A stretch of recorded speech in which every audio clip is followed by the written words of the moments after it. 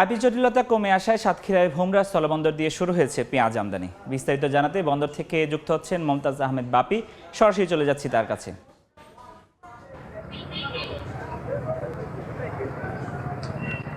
আমি এখন আছি সাতক্ষীরার ভোমরা স্থলবন্দরে। ভোমরা স্থলবন্দরে আমদানি রপ্তানি কার্যক্রম স্বাভাবিক গতিতেই চলছে। বিশেষ করে পেঁয়াজ আমদানির মধ্য দিয়েই সাতক্ষীরা সহ দেশের পেঁয়াজের দাম কিন্তু কিছুটা কমেছে। যে আইপি জটিলতা ছিল সেই আইপি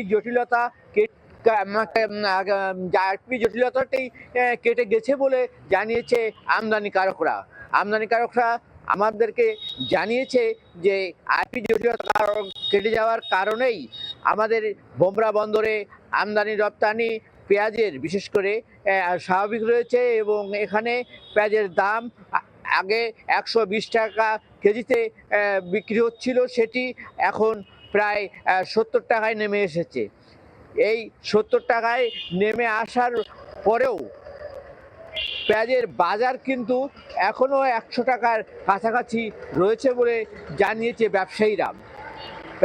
ব্যবসায়ীদের এই পেঁয়াজের দাম যে না কমার কারণ হিসাবে আমদানিকারকদের কাছ থেকে জানতে চাইলে তারা আমাদেরকে জানিয়েছে পেঁয়াজ আসলে ভারত থেকে আমদানি করতে তাদের সর্বমোট খরচ পড়ে 40 থেকে 42 টাকা কেজি, আর এখান থেকে ঢাকা সহ চিটাগাং ক্যারিং কস্ট পড়ে প্রায় 2 থেকে 3 টাকা কেজিতে।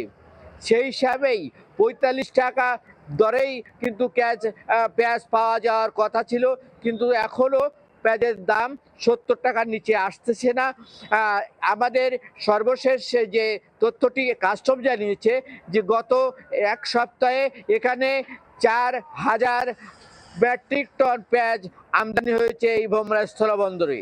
এই ছিল সাতক্ষীরা ভোমরা স্থলবন্দরে আমদানি রপ্তানির উপর সর্বশেষ পরিস্থিতি। দর্শক, সরাসরি যুক্ত ছিলাম সাতক্ষীরার ভোমরা স্থলবন্দর থেকে।